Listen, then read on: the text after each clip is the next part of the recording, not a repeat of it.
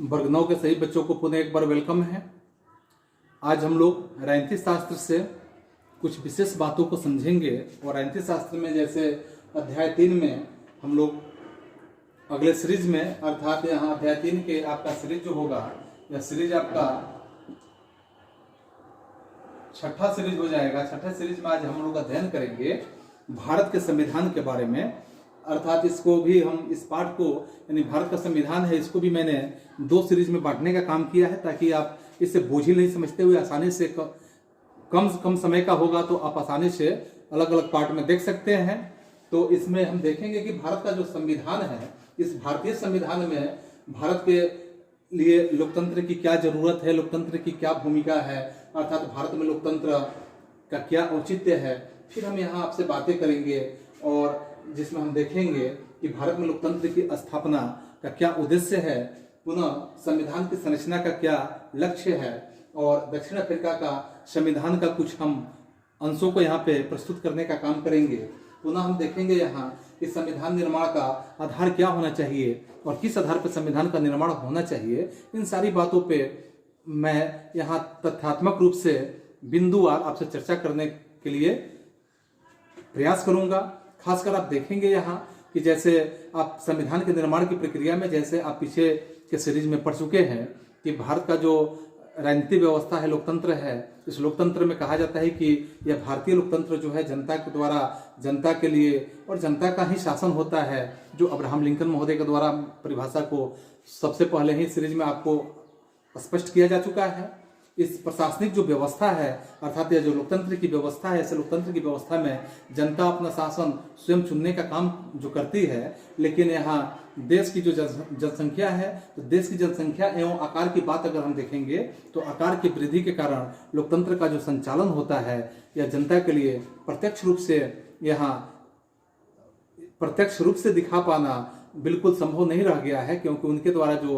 अपना अधिकार होता है, अधिकार एवं दायित्व अपने निर्वाचित जो प्रतिनिधि होते हैं वैसे प्रतिनिधियों के हाथों में प्रदान कर दिया गया है। और जब जनता स्वयं अपने अधिकारों को प्रतिनिधियों के हाथों में प्रदान कर देती है तो यहाँ हम स्पष्ट तौर पे कह सकते हैं कि लोकतंत्र एक ऐसी प्रशासनिक व्यवस्था है जिसमें जनता के प्रतिनिधि जो होते हैं जनता के बदले जनता के लिए शासन का संचालन स्वयं करते हैं। और इस प्रकार लोकतंत्र के 2 रूप हमारे सामने नजर आते हुए स्पष्ट होते हैं, अर्थात प्रत्यक्ष प्रजातंत्र एवं प्रतिनिध्यात्मक प्रजातंत्र। यह दोनों रूप आपको देखने के लिए नजर आएंगे, जिसमें प्रत्यक्ष प्रजातंत्र में जनता जो होती है वह जनता क्या करती है कि समस्त नीतिगत एवं जो निर्णायक निर्णय होते हैं अर्थात प्रशासनिक निर्णय होते हैं वो स्वयं लेने का काम करती है। लेकिन यहाँ लोकतंत्र की वो व्यवस्था अब इतिहास की बातें बिल्कुल बन चुकी है। ऐतिहासिक रूप से हम समझ सकते हैं सिर्फ स्विट्जरलैंड में जैसे लैंडस जिमिंडो, आप नाम सुनेंगे, लैंडस जिमिंडी के रूप में यह 2 अर्थ जैसे कैटनो में यह कायम है। विश्व के अन्य देशों में हम बात करेंगे, जो भी विश्व के अन्य राज्य हैं वहाँ किसी न किसी रूप में प्रतिनिधि के अर्थात प्रतिनिधि मूलक अथवा जो प्रतिनिधि मूलक के साथ यहाँ देखेंगे कि इस प्रतिनिधि मूलक अथवा प्रतिनिध्यात्मक प्रजातंत्र कायम है। या उस प्रजातंत्र में जो जनता जो होती है वह स्वयं अपने प्रतिनिधियों का चयन करने का काम करती है। और जब जनता अपने प्रतिनिधियों का चयन करने का काम करती है और वे जनता के लिए या जनता के बदले में शासन संचालन का कार्य करते हैं, इस प्रकार के लोकतंत्र आज के दौर में आज ऐसी शासन व्यवस्था है जिसमें शासकों का चुनाव स्वयं जनता को करना होता है और जनता यहाँ करती है। अब हम यहाँ जो खासकर देखेंगे कि भारत में लोकतंत्र की क्या भूमिका है, तो इसमें हम देखेंगे कि भारत में लोकतंत्र का इतिहास बहुत ही पुराना है। बौद्ध काल में आप इतिहास के माध्यम से अध्ययन करेंगे कि इस प्रशासनिक व्यवस्था का इतिहास खासकर देखने को मिलता है, क्योंकि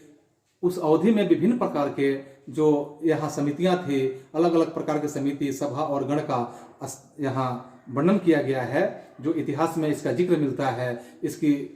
इसका इतिहास अगर देखना है तो आप देख सकते हैं कि लिच्छवी गणराज्य के रूप में लिच्छवी गणराज्य में भी देखने के लिए मिलता है। वैशाली स्थित जो लिच्छवी गणराज्य को लोकतंत्र का प्रारंभिक बिंदु हम मानेंगे कि वह एक प्रारंभिक बिंदु है और यहाँ लिच्छवी गणराज्य है जो कालांतर में अपने कई कमजोरियों के कारण समाप्त भले हो गया, लेकिन वहाँ भी लोकतंत्र की स्थापना विश्व के अन्य राज्यों की तरह ही स्थापित की गई थी। और भारत में लोकतंत्र की जो बातें करेंगे कि लोकतंत्र का इतिहास के पन्नों तक सिमट कर रह गया है। और आज के दौर में भारत में जो विदेशी आक्रमण प्रारंभ हुआ, और वैसे विदेशी आक्रमण में जैसे पठान वंश का नाम सुनेंगे और फिर मुगल वंश का यहाँ शासन जो स्थापित किया गया, तो मुगल साम्राज्य में जो कमजोर होने पर यहाँ धीरे धीरे क्या हुआ कि ब्रिटिश उपनिवेशवादी शासन अपना स्थापित कर लिए। और भारत में आधुनिक काल में लोकतंत्र का जो लोकतंत्र की स्थिति थी, वैसे लोकतंत्र का विकास ऐसे ब्रिटिश उपनिवेशवादी शासन के समय ही प्रारंभ हुआ। और 1857 ईस्वी के जो विदेशी शासन था उसके विरुद्ध में प्रथम स्वतंत्रता संग्राम, अर्थात भारत का शासन जो था यहाँ ब्रिटेन के प्रत्यक्ष रूप से अपने हाथों में ले लिया था। और ब्रिटिश संसद द्वारा पहली बार भारत में यहाँ यह देखने के लिए मिला कि विधि निर्माण के लिए इंडियन काउंसिल एक्ट पारित भी किया गया था। तो इंडियन काउंसिल एक्ट पारित उसी दौरान जब हुआ, इसके द्वारा बायसराय की जो परिषद थी, उस बायसराय के परिषद में एक भारतीय संसद के जो मनोनीत करने का व्यवस्था की गई। और वहाँ विधि निर्माण के संदर्भ में आपको यह भी जानकारियाँ मिलेगी कि विधि निर्माण के संदर्भ में जो बातें आती है तो प्रत्यक्ष रूप से निर्वाचन की व्यवस्था यहाँ पे की गई। और खासकर 1892 ईस्वी में काउंसिल के सदस्यों में से जो 5 सदस्य थे, यानी 5 भारतीय सदस्यों को अप्रत्यक्ष रूप से निर्वाचन की यहाँ प्रावधान जो लाया गया था। जबकि 1909 ईस्वी के जो अधिनियम थे उसके अंतर्गत यहाँ निर्वाचित भारतीय शासन अधिनियम 1919 का अगर हम देखेंगे तो वो 9 में, जैसे आपको हम चर्चा की कि 9 में उस समय उस नियम के तहत 27 भारतीयों को रखने की बात की गई थी। उस समय उसकी कुल संख्या 69 हुआ करता था। इस व्यवस्था को पुनः यहाँ जो भारत शासन अधिनियम 1919 ईस्वी पारित किया गया, इसके द्वारा संशोधित एवं परिवर्तित भी किया गया। और प्रांतों में सीमित मतदान के आधार पर डैर शासन की व्यवस्था यहाँ की गई। और इसके दौरान आपको यहाँ देखने के लिए मिलेगा केंद्रीय स्तर पर भारतीय विधानसभा में, खासकर जो भारतीय विधानसभा था, इसमें 145 सदस्यों में से 105 निर्वाचित सदस्यों की व्यवस्था को करने का प्रावधान किया गया। और भारतीय शासन अधिनियम 1935 में आपको यह स्पष्ट रूप से वर्णन मिलेगा कि 1935 के अंतर्गत प्रांतीय जो प्रशासन था, इस प्रांतीय प्रशासन का पूर्ण दायित्व, यानी जो दायित्व था वह जैसे यहाँ भारत में शासन करने वाले जो गवर्नर थे, गवर्नर के निर्णायक एक निषेधाधिकार सहित जनप्रतिनिधियों को यहाँ प्रदान कर दिया गया। और इसके साथ साथ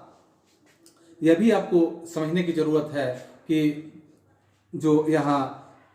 सदस्य थे, सदस्यों का निर्वाचन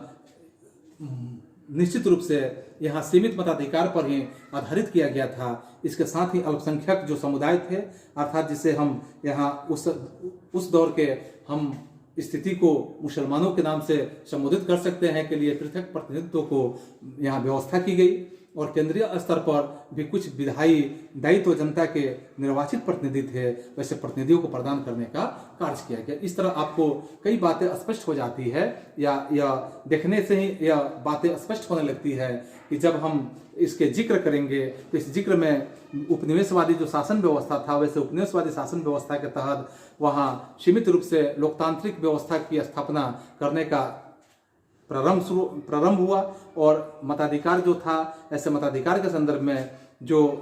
मताधिकार के मामले थे, ऐसे समाज के कुछ संभ्रांत लोगों के हाथों में ही सीमित कर दिया गया था। और वैसे ही लोग जो संभ्रांत लोग थे या जो संपन्न लोग थे, वही लोग मतदान कर सकते थे, या मतदान का अधिकार वैसे ही लोगों को दिया गया था, जिसमें यहाँ सीमित मतदाताओं को ही प्रतिनिधित्व दिया जाता था। और प्रांतों में गवर्नर को, जो गवर्नर होते थे, वैसे गवर्नर के रूप में आप देखेंगे कि जो गवर्नर थे को एवं केंद्रीय जो स्तर पर, जो गवर्नर के साथ केंद्रीय स्तर पर जो स्थितियां होती थी, वैसे स्थितियों में वायसराय को असीमित अधिकार यहाँ प्रदान कर दिए गए थे। और वे विधायिका से संबंधित जो भी अधिकार थे, तो विधायिका के किसी भी निर्णय को लागू करने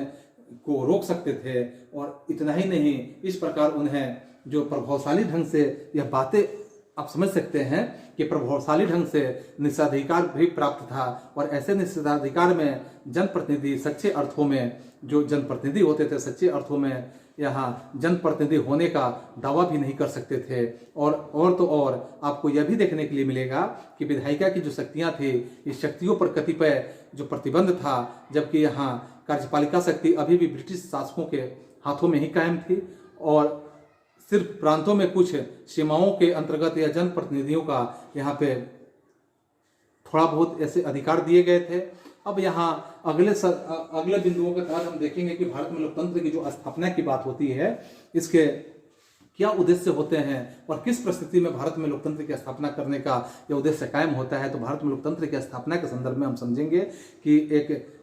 एक तरह से एक दूसरा प्रश्न यहाँ हम लोग के बीच में उपस्थित होता हुआ नजर आ रहा है, क्योंकि भारत में लोकतंत्र को यहाँ जो लोकतंत्र है, लोकतंत्र की स्थापना की क्या जरूरत थी, क्यों लोकतंत्र की स्थापना की गई, क्यों नहीं दूसरी व्यवस्था को यहाँ स्थापित किया गया। इस क्रम में हम कई बातों को समझ सकते हैं कि आखिर में ऐसा हुआ कि लोकतंत्र की ही स्थापना की गई, तो क्यों लोकतंत्र की स्थापना की गई, इसे हम अलग अलग बिंदुवार वर्णन भी कर सकते हैं। जिस बिंदु के तहत हम प्रथम बिंदु में देखेंगे कि प्रथम भारत के जो यहाँ स्वतंत्रता के लिए जो संघर्ष की बातें आती है कि स्वतंत्रता के लिए जो संघर्ष था वह दीर्घ काल तक चलते रहा। जिस समय राष्ट्रीय आंदोलन चल रहा था, अर्थात भारत में जब राष्ट्रीय आंदोलन चल रहा था, उसी समय भारतीय नेतृत्व के द्वारा इस लक्ष्य पर आम सहमति भी कायम हो गई थी और स्वतंत्र भारत में लोकप्रिय जो व्यवस्था था, वैसे लोकप्रिय व्यवस्था की स्थापना की जाएगी, क्योंकि लोकतंत्र ही एक ऐसी प्रशासनिक व्यवस्था बन जाती है जिसमें जनता जो होती है अपना शासक स्वयं चुनने का एक तरह से अधिकार रखती है और वह अपनी इच्छानुसार शासन व्यवस्था का संचालन भी करती है। पुनः यह व्यवस्था आम जनता के हित में कार्यरत भी होती है और खासकर संवैधानिक प्रक्रिया द्वारा ही जनता को अपने सरकार को चुनने का या सरकार को बनाने का अथवा उसे परिवर्तित करने का अधिकार जनता के हाथ में निश्चित होता है। इस व्यवस्था में संप्रभुता बिल्कुल जनता में ही निवास करती है। और इसके बाद हम देख सकते हैं दूसरे बिंदु के रूप में, तो दूसरे बिंदु में देखेंगे कि उपनिवेशवादी जो थे, उपनिवेशवादी शासन के कटु अनुभव यहाँ की जनता को पहले से ही था। अगर जनता ये समझ रही थी कि अगर उपनिवेशवादियों के हाथ में व्यवस्था होगा तो वे अपने मनमाने ढंग से कार्य को करेंगे, यह जनता भली भांति जान चुकी थी। उन्हें अपनी इच्छा अनुसार कार्य करने की स्वतंत्रता नहीं थी। वे उपनिवेशवादी शासक की आज्ञा का पालन करने योग्य थे। उनकी निजी इच्छा का कोई मूल्य ही नहीं था। अतः वे चाहते थे कि देश में एक ऐसी शासन व्यवस्था स्थापित हो जो अपने इच्छानुसार कार्यरत हो और साथ साथ इसका एकमात्र विकल्प जनतंत्र था, दूसरा कोई तंत्र यहाँ उपाय था ही नहीं। तीसरे बिंदु पे हम देखेंगे कि जन कल्याण की दृष्टि से भी लोकतंत्र की ही सर्वोत्तम शासन प्रणाली मानी गई, क्योंकि इस शासन व्यवस्था का अंतिम लक्ष्य यहाँ जन कल्याण ही था। और जन कल्याण के रूप में हम देख सकते हैं कि इस प्रकार की जो भावना थी, ऐसे भावना अगर हम देखेंगे कि किसी अन्य व्यवस्था में बिल्कुल नहीं हो सकता है, क्योंकि जिस समय भारत को आज़ादी मिली उसके 2 वर्ष पूर्व ही द्वितीय विश्व युद्ध अभी समाप्त हुआ था और इसका कटु अनुभव यहाँ के जो नेतृत्व करने वाले लोग थे उन लोगों को प्राप्त भी हो चुका था। और इसके साथ वे इस बात से भली भांति अवगत हो चुके थे कि नाजीवाद या फांसीवाद किस प्रकार की समस्त मानवता के लिए विनाशकारी साबित हुआ, यह बात सबको पता चल चुका था। अतः वे ऐसी किसी इस तरह के प्रशासनिक व्यवस्था के पक्ष में हो ही नहीं सकते थे। अतः यहाँ की जनता जो थी उनके सामने हिंसा, युद्ध इत्यादि की संभावना यह दिख रही थी, जिसके कारण जनतंत्र से बेहतर दूसरा कोई तंत्र उनके नज़र में नहीं आ पाया। पुनः आप देखेंगे चौथे इसके बिंदु के रूप में कि भारत के सामने अनेकों पश्चिमी जो लोकतांत्रिक व्यवस्था थी, वैसे लोकतांत्रिक राज्यों का उदाहरण कायम था। भारत देख रहा था कि लोकतांत्रिक व्यवस्था जो है पश्चिमी के देशों में, उन्होंने देखा कि किस प्रकार स्वतंत्रता, समानता और भ्रातृत्व की भावना विकास सिर्फ जनतांत्रिक व्यवस्था में संभव हो पाएगी। यह सारी बातों को जब यह जनता समझ पाई तो स्वयं ब्रिटेन, अमेरिका, फ्रांस आदि राज्यों का उदाहरण भारत के सामने थे और ऐसे उदाहरणों को लेकर वे ऐसी व्यवस्था को स्वतंत्रता प्राप्ति के बाद भारत में बिल्कुल लागू करना चाहते थे। अतः यहाँ जनतंत्र की व्यवस्था होना या जनतंत्र की व्यवस्था करना,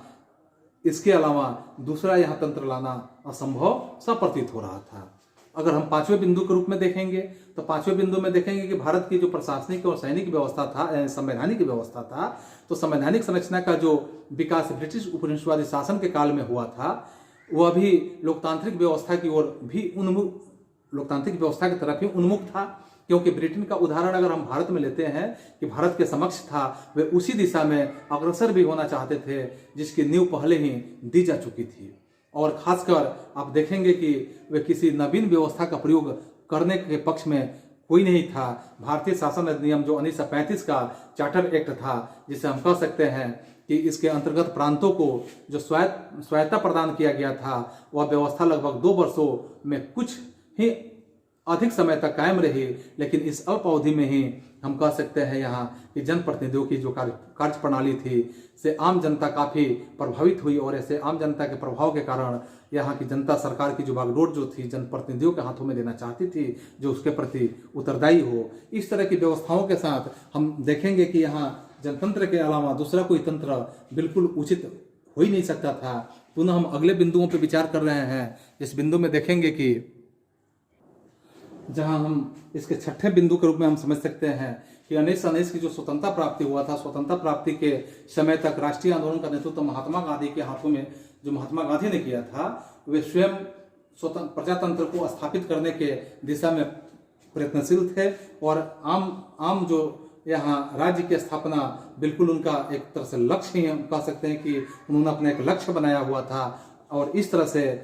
यहाँ लोकतंत्र की स्थापना का निर्णय ही लिया गया। इसके बाद हम अगले बिंदु के रूप में देख सकते हैं कि भारत एक ऐसा देश था जहाँ विभिन्न संप्रदाय के लोग या विभिन्न तरह के प्रजाति के लोग, जिनकी मान्यताएं एक दूसरे से बिल्कुल भिन्न विचारधारा वाले लोग हैं, अनेकता में एकता वाला यहाँ भारत की एक विशेषता की पहचान की जाती है। इस विविधता के बीच एकता की स्थापना करना या एकता को स्थापित करना तभी संभव था जब यहाँ सभी लोग राजनीतिक रूप से या राजनीतिक संरचना में समान अधिकार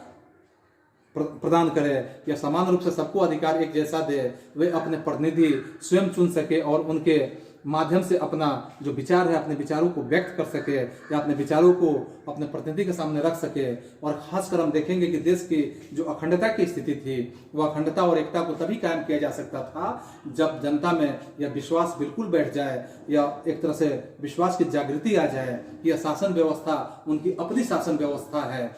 यह देश की उनका अपना एक तरह से वह देश जो है जिस देश में हम रहते हैं यह देश अपना है और स्वयं शासन का संचालन हम कर रहे हैं, तो निश्चित रूप से यह देश संपन्न हो पाएगा या देश प्रगति की तरफ आगे बढ़ पाएगा। अंततः इन सारी बातों से यह एक निक्षेप के रूप में या संक्षेपण के रूप में हम यह बता सकते हैं कि भारत में लोकतांत्रिक व्यवस्था जो कायम की गई या यहाँ पर जो परंपराएं थी काफ़ी प्रचलित थी। जैसे वैशाली के लिच्छवी की बात हमने किया, गणराज्य का जो उदाहरण मैंने दिया जो आपके सामने प्रस्तुत हुआ, और इस तरह से दीर्घकालिक परंपरा को यहाँ पुनर्जीवित करने का प्रयास किया गया, और इस तरह से भारत के लिए इससे उपयोगी दूसरा कोई तंत्र नहीं था, इसलिए इसे उपयोगी मानते हुए यहाँ राजतंत्र के स्थान पर गणतंत्र की स्थापना करने का प्रयास किया गया। पुनः अगले बिंदुओं पे हम विचार करेंगे कि संविधान की संरचना, तो संविधान की संरचना का क्या यहाँ उद्देश्य था, संविधान की संरचना क्यों जरूरी था। तो लोकतांत्रिक व्यवस्था में आपको ये भली भांति मालूम होना चाहिए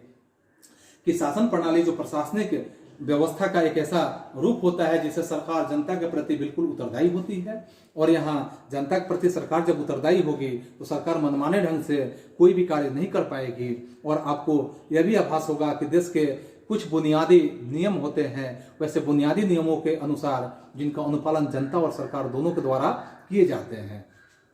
पुनः आपको यह ज्ञात होना चाहिए कि ऐसे समस्त नियम या समूह जो होते हैं यह संविधान ही कहलाता है। तो संविधान के संदर्भ में हम देखेंगे कि संविधान किसी देश का एक सर्वोच्च कानून होता है, यह नागरिकों के अधिकार, सरकार की शक्ति और कार्य पद्धति पर आधारित या इसका निर्धारण करने के साथ हम कहेंगे कि नागरिकों एवं सरकार के प्राथमिक संबंध का भी निर्धारण करने का कार्य करता है, जिसे हम संविधान कहते हैं। इस दृष्टि से जो लोकतांत्रिक व्यवस्था है, लोकतांत्रिक राज्य है, वैसे राज्य के लिए संविधान आवश्यक माना जाता है। और जब हम यहाँ ऐसे परिस्थितियों में संविधान को अनिवार्यता या संविधान की जो अनिवार्यता होता है उस अनिवार्यता को जब हम स्वीकार करते हैं तो हमारे लिए इससे जुड़े हुए कुछ अन्य बातों को जानना बेहद ही आवश्यक बन जाता है। जैसे संविधान हमारे लिए क्यों आवश्यक हो जाता है या संविधान हमारे लिए क्यों आवश्यक है, पुनः संविधान का निर्माण किस प्रकार किया जाता है, या इसके साथ साथ हम देखेंगे कि इसके निर्माण के लिए किस किस प्रकार की प्रक्रिया या किस प्रकार की पद्धति अपनाई जाती है,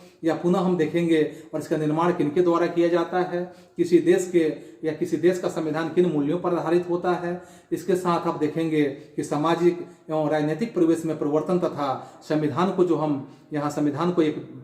किस प्रकार समायोजित किया जाता है, इत्यादि इत्यादि कई तरह के प्रश्न हम लोग के बीच में उपस्थित हो जाते हैं, जिसमें हम इसी प्रकार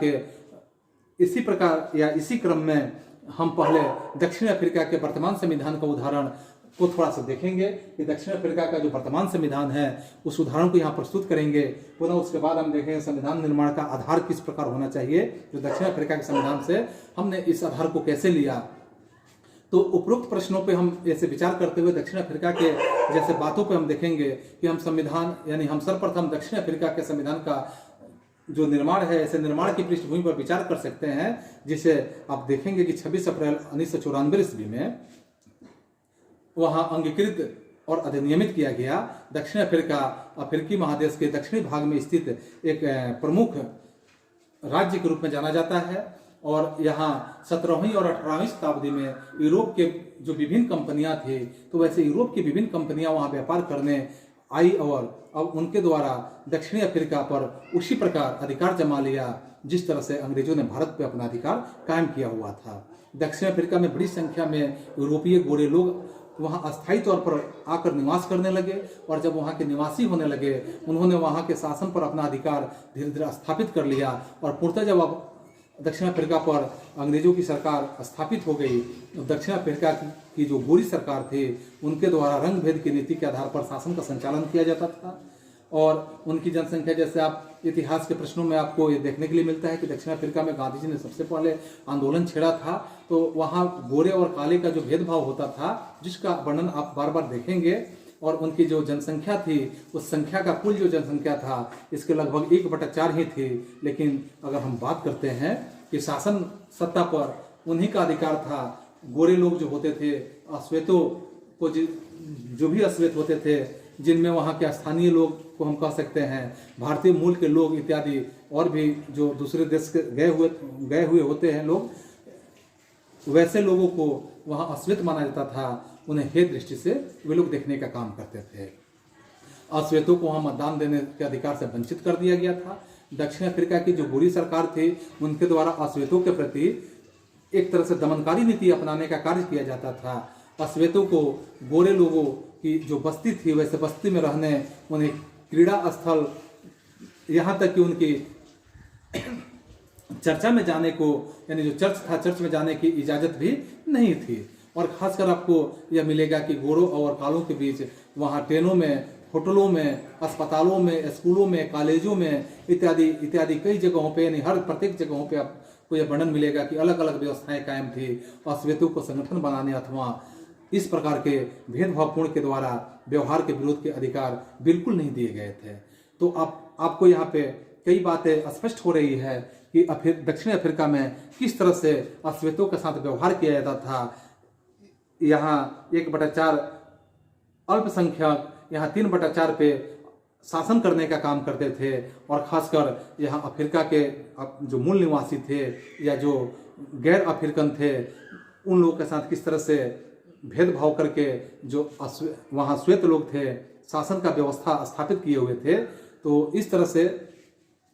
यहाँ गोरों की जो दमनकारी नीति थी वैसे दमनकारी नीति के माध्यम से यह आंदोलन दबा नहीं, यह आंदोलन दिन प्रतिदिन क्या हुआ बढ़ते हुए अग्रसर होते चला गया और गोरों को अब महसूस जब होने लगा कि अश्वेतों को अधिक दिनों तक अब दबाकर अपना शासन कायम नहीं रखा जा सकता है, तब उन्होंने अपनी नीतियों में परिवर्तन करना शुरू कर दिया और इस तरह से रंग भेद वाली नीति को छोड़ने का उन्होंने निर्णय लिया कि अगर हम रंग भेद की नीति को छोड़ देंगे तो कुछ दिन और हम यहाँ टिक सकते हैं। रंग भेद वाली नीति ऐसे कानून जो थे वैसे वापस लेने का काम अंग्रेजों ने जब किया तो उसके बाद राजनीतिक दलों एवं मीडिया पर लगा प्रतिबंध भी अंग्रेजों के द्वारा वापस लिया गया और अफ्रीकी नेशनल कांग्रेस के प्रमुख नेता जो थे ऐसे नेता नेल्सन मंडेला के रूप में जाने जाते हैं 28 वर्षों के बाद जेल से रिहा हुए और जब रिहा किए गए तो 26 अप्रैल 1994 ईस्वी में मध्य रात्रि को दक्षिण अफ्रीका एक तरह से आप कह सकते हैं गणराज्य के रूप में विश्व के पटल पर आया। इस प्रकार का परिवर्तन आपको यह दिखलाता है, यह परिवर्तन आपको इस तरह दर्शाता है कि एक दीर्घकालीन संघर्ष का ही परिणाम था, जिस परिणाम के माध्यम से आपको यह स्पष्ट हो जाता है कि भूल जाओ, यानी यह मूलतः उन लोगों का अंग्रेजों का नारा था कि भूल जाओ और माफ कर दो, की भावना पर आधारित थी। इसी बात को लेकर यहाँ इसे स्पष्ट करते हुए दक्षिण अफ्रीका गणराज्य के प्रथम राष्ट्रपति के रूप में जिन्हें हम मानते हैं, जो प्रथम राष्ट्रपति थे नेल्सन मंडेला ने भी कहा था कि ऐतिहासिक तौर पर एक दूसरे के शत्रु रहे दो समूह जो दो समूह हैं, तो दो समूह वार्ता द्वारा रंग भेद नीति, जो रंग भेद नीति है, तो रंग भेद नीति से जनतंत्र के शांतिपूर्ण संक्रमण से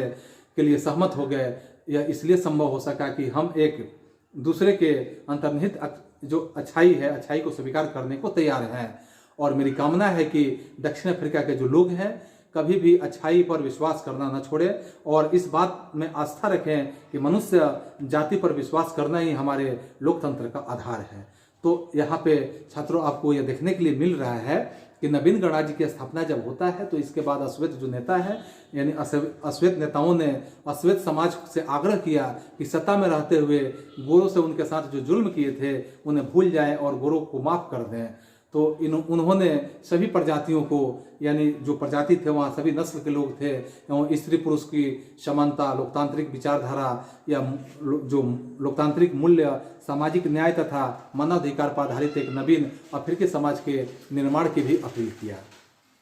जिसका परिणाम आपको यहाँ स्पष्ट रूप से देखने के लिए मिलेगा कि एक समय में दो दुश्मन नवीन संविधान के निर्माण के लिए सहमत हो गए और दोनों पक्षों ने साथ बैठकर नवीन संविधान का निर्माण 2 वर्षों के विचार विमर्श हुआ, इस विचार विमर्श के बाद किया। यह दुनिया का एक अनोखा संविधान है जिसमें आप देखेंगे कि नागरिकों को जितना व्यापक अधिकार दिया गया है, विश्व के किसी अन्य नागरिकों को इतना अधिकार नहीं दिया गया है। इसलिए अफ्रीका का जो संविधान है वहाँ नागरिकों को बहुत ज़्यादा अधिकार है। संविधान द्वारा किसी भी समस्या का या जो भी समस्या होता है,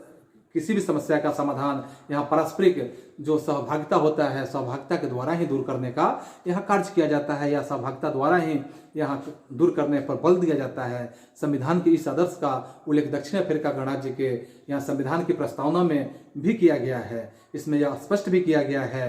कि यह संविधान दक्षिण अफ्रीका के उन सभी लोगों का है जो वहाँ निवास करते हैं। इस गणतंत्रीय संविधान का निर्माण प्रत्यक्ष रूप से जनता के द्वारा ही निर्वाचित प्रतिनिधियों के द्वारा किया गया है, और खासकर वह संविधान जो है देश का एक सर्वोच्च कानून भी है। संविधान के लक्ष्य को स्पष्ट करते हुए यह भी कहा जा सकता है कि इसका लक्ष्य सामाजिक विषमता को समाप्त करना, और सामाजिक विषमता को समाप्त करने के साथ साथ लोकतांत्रिक मूल्यों की स्थापना करना, सामाजिक न्याय और मौलिक कर्तव्यों के संदर्भ में यहाँ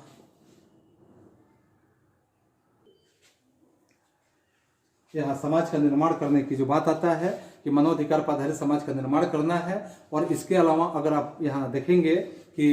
विधि का जो समान है, विधि के समान संरक्षण प्राप्त करने की बातें होता है, इसका भी उल्लेख संविधान में किया गया है। तो इस तरह से यह बात स्पष्ट हो जाता है कि दक्षिण अफ्रीका की जो संविधान है, इस संविधान के तहत जो प्रस्तावना यहाँ पे लाया गया है, प्रस्तावना में ही अतीत एवं भविष्य दोनों बातों को यहाँ पे उजागर किया गया है कि इसके द्वारा रंग भेद नीति और अतीत का जो दमनकारी नीति है, ऐसे दमनकारी नीति तथा क्रूर नीति को दोहराने की अनुमति प्रदान नहीं की जाएगी। और खासकर आप देखेंगे कि उसमें यह भी घोषणा किया गया है कि साथ ही वहाँ पे सभी लोगों को यह साझा रूप से घोषणा पत्र है, इसके द्वारा यह भी घोषणा की गई है कि जो दक्षिण अफ्रीका श्वेत और अश्वेत पुरुष हो, नारी हो या पुरुष हो, इन सभी के लिए यह देश है। तो दक्षिण अफ्रीका के संविधान से इस प्रकार के एक हम आदर्श संविधान कह सकते हैं, या अतीत के अनुभव के आगे एक इंद्रधनुषी समाज बनाने के लिए, या ऐसे इंद्रधनुषी समाज बनाने की प्रक्रिया के संदर्भ में कुछ दिखाने के कारण ही संभव हो पाया है। तो पुनः अगले बिंदुओं पे हम विचार करते हैं। तो देख लिए हमने दक्षिण अफ्रीका के संविधान की कुछ विशेषताओं को। पुनः हम देखेंगे कि संविधान निर्माण का जो आधार होता है, यह आधार किन वजह से होता है, आधार का क्या कारण होता है। तो यहाँ पे संविधान निर्माण के आधार के संदर्भ में हम समझेंगे कि संविधान निर्माण में जैसे दक्षिण अफ्रीका के जो लोकतांत्रिक व्यवस्था है, ऐसे लोकतांत्रिक समाज के उपरोक्त यहाँ संक्षिप्त विश्लेषण से ही संविधान निर्माण की प्रक्रिया के संदर्भ में कुछ बातें प्रस्तुत होता है, जो अलग अलग रूप से यहाँ पे प्रकट होते हुए नजर आता है, जिसे हम अलग अलग बिंदुओं के माध्यम से वर्णन कर सकते हैं। जिसमें प्रथम बिंदु में हम रखने का प्रयास करेंगे कि संविधान अतीत के अनुभव के आधार पर भविष्य के, या अतीत का जो अनुभव होता है वैसे अनुभव के आधार पर भविष्य के समाज की रूपरेखा एवं प्रशासनिक संरचना को ही स्पष्ट करता है। अतीत के कटु अनुभव को छोड़कर एक आदर्श समाज या राज्य के रूप रेखा इसके द्वारा उपस्थित भी की गई है। दूसरे बिंदु पे अगर हम विचार करें तो हम पाएंगे कि विश्व के प्राय सभी देशों में लोकतांत्रिक व्यवस्था आज किसी न किसी रूप में जनता द्वारा अपने अधिकारों की प्राप्ति के लिए किए गए संघर्षों का ही परिणाम देखने के लिए नजर आएगा। क्योंकि यह बात हम दक्षिण अफ्रीका के अलावा हम देखेंगे अमेरिका में, भारत में आदि जिस देश में भी देखेंगे लोकतांत्रिक व्यवस्था है वहां पे हम यही पाएंगे। क्योंकि ब्रिटेन में भी जनतांत्रिक संविधान अधिकारों के लिए जनता का संघर्ष का ही एक परिणाम देखा गया है। पुनः हम तीसरे बिंदुओं पर विचार करेंगे कि दक्षिण अफ्रीका का संविधान जो है यह स्पष्ट करता है कि प्रकृति जो है, प्रकृति ने सभी व्यक्ति को समान बनाया है। सिर्फ रंग या जन्म के आधार पर हम उसमें भेदभाव नहीं कर सकते हैं, क्योंकि ऐसा भेदभाव करना बिल्कुल अनुचित है। प्रत्येक व्यक्ति में अगर हम ऐसे देखते हैं कि कुछ नैसर्गिक गुण जो वर्तमान होते हैं वह हर व्यक्ति में ऐसे गुण पाए जाते हैं, और उन गुणों का समुचित विकास ही एक लोकतांत्रिक जो संविधान होता है उसका मूल लक्ष्य होना चाहिए। और खासकर इन लक्ष्यों की प्राप्ति में ही या ऐसे लक्ष्य की प्राप्ति करने के लिए संविधान का निर्माण किया गया है या संविधान का निर्माण किया जाता है। किसी भी देश का अगर संविधान का निर्माण किया जाता है तो ऐसे लक्ष्य की प्राप्ति के लिए ही किया जाता है। पुनः हम चौथे बिंदुओं पर देखेंगे कि संविधान जो होता है देश का सर्वोच्च कानून होता है। यह समान रूप से शासकों या शासित दोनों सभी के लिए लागू होता है। इसके द्वारा या इसके निर्माण के समय में ही अगर हम समझेंगे तो लोगों के अधिकारों या कर्तव्यों का, जैसे सरकार की जो शक्तियां होती है, शक्तियों का, जनता का जो यहाँ सरकार होता है तो जनता का सरकार के साथ संबंधों का भी उल्लेख यहाँ कर दिया जाता है। इसके द्वारा एक लक्षण जो देखे जाते हैं, रेखा देखी जाती है, एक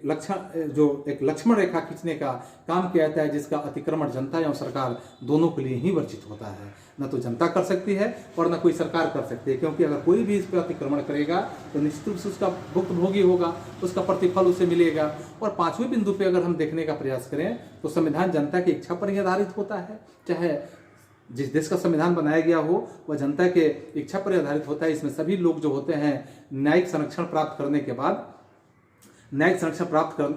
करने के आधार पे होते हैं। सभी व्यक्ति कानून के समक्ष बिल्कुल समान होते हैं। उनके बीच किसी तरह का रंग, रूप, भेद या जन्म स्थान आदि के आधार पर भेदभाव नहीं किया जाता है। और खासकर इस प्रकार की विधि की शासन का आधार ही जिसे हम कहते हैं, इसी को हम संविधान आधारित कह सकते हैं। और छठे बिंदुओं पे अगर हम देखेंगे तो छठे बिंदुओं में हम पाएंगे कि संविधान विभिन्न लोगों के जो मध्य समानता होता है, इसी समानता पर आधारित होता है। इसमें अल्पमत का बहुमत अथवा बहुमत का अल्पमत पर जो प्रभुत्व होता है इसी का विरोध करता है। और अवसर की जो समानता होती है इसी के आधार पर होता है। यह सामाजिक सौहार्द को बढ़ाने का बेहद कार्य करता है, क्योंकि इसी प्रकार के मांगों के कारण नेल्सन मंडेला का नाम आपने सुना होगा कि नेल्सन